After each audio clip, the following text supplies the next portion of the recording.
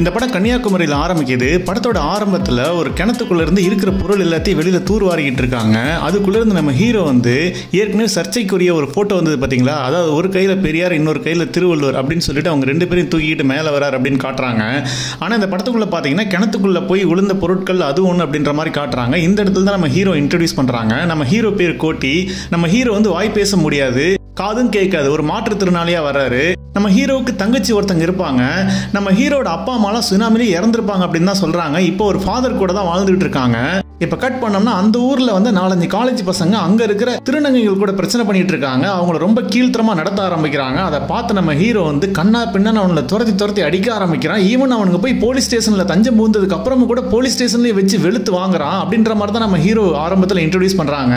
நம்ம ஹீரோயினுக்கு ஹீரோ மேல லவ் இருக்குன்னு சொல்லி எப்பயும் போல பாலா சார் படத்துல வர்ற மாதிரி தான் காட்டுறாங்க. ஆனா நம்ம ஹீரோ அதை கண்டுக்கவே மாட்டாரு. இப்படியே போயிட்டு இருக்கிறப்ப ஒரு கட்டத்துல நம்ம ஹீரோவுக்கு ஹீரோயினை பிடிக்க ஆரம்பிக்குது. அதே நேரத்துல பாத்தீங்கன்னா நம்ம ஹீரோ ஒரு ஆதரவற்ற ஒரு பள்ளியில வேலை பார்த்துட்டு இருப்பாரு. அங்க பார்வையற்ற பெண்கள் இருப்பாங்க. அங்க ஒரு தப்பான சம்பவம் நடந்துருது.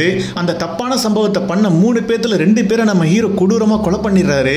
இப்ப போலீஸ் கேட்கிறப்ப நான் தான் அந்த 2 பேத்தையும் கொன்னேன் அப்படின்னு சொல்றாரு. ஆனா எதுக்கு கொன்னேன் அப்படிங்கறத சொல்லவே மாட்டேங்கிறார். அது ஒரு ரகசியம் மாதிரி பாதுகாக்கிறாரு.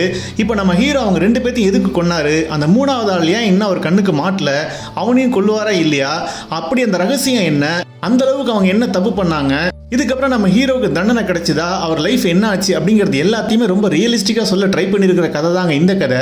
இந்த படத்தோட ஆரம்பத்துல ஹீரோ இன்ட்ரோடியூஸ் பண்ணது, அதுக்கப்புறம் ஹீரோயினை இன்ட்ரோடியூஸ் பண்ணதெல்லாம் ஓகே தான். ஆனா ஹீரோயினுக்கு ஹீரோ மேல காதல் வரும். ஆனா அந்த காதலுக்கு என்ன காரணம் அப்படிங்கிறது எந்த ஒரு அழுத்தமான ஒரு விஷயமும் இல்ல.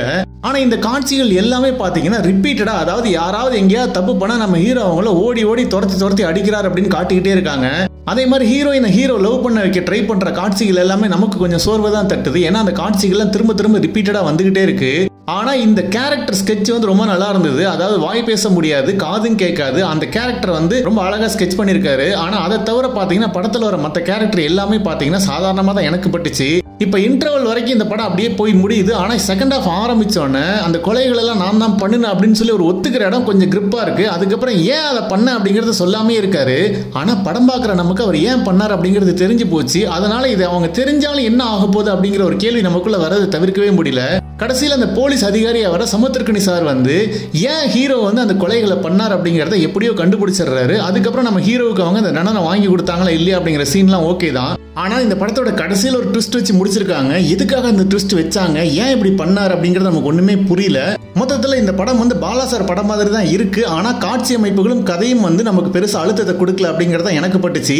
மற்றபடி இந்த படத்துல நடிச்ச எல்லாருமே சிறப்பா நடிச்சிருந்தாங்க. முக்கியமா ஹீரோட அந்த கேரக்டர் ஸ்கெட்ச் ரொம்ப நல்லா இருந்தது. அவரும் அது சூப்பரா நடிச்சிருந்தாரு. படத்துல வர மற்ற கேரக்டர்ஸ் ஹீரோயின் உட்பட கூட வர அத்தனை கேரக்டர்ஸ் ரொம்ப நல்லா நடிச்சிருந்தாங்க. அப்புறம் இந்த படத்தோட சினிமாட்டோகிராஃபி, எடிட்டிங், பின்னணி மியூசிக் எல்லாருமே படத்துக்கு என்ன வேணுமோ அதை கரெக்டா பண்ணியிருந்தாங்க. ஆனா இந்த படத்தோட திரைக்கதை வீக்கா இருக்கிறதுனாலையும் அந்த கதையில கொஞ்சம் அழுத்தம் இல்லாததுனாலையும் நம்மளால படத்தை ஒன்றி கனெக்ட் பண்ணி பார்க்க முடியல.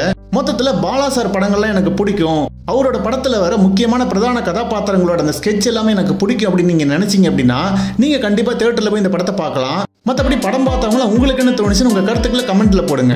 இந்த வீடியோ பிடிச்சிருந்துச்சுன்னா லைக் பண்ணுங்க, உங்க கருத்துக்களை கமெண்ட்ல போடுங்க. இன்னும் இதே மாதிரி ஒரு வீடியோ பார்க்கணும்னா அந்த சேனலுக்கு சப்ஸ்கிரைப் பண்ணுங்க. மீண்டும் ஒரு வித்தியாசமான கதையுடன் உங்களை சந்திக்கும் வரை உங்களிடமிருந்து விடைபெறுகிறேன். நன்றி, வணக்கம்.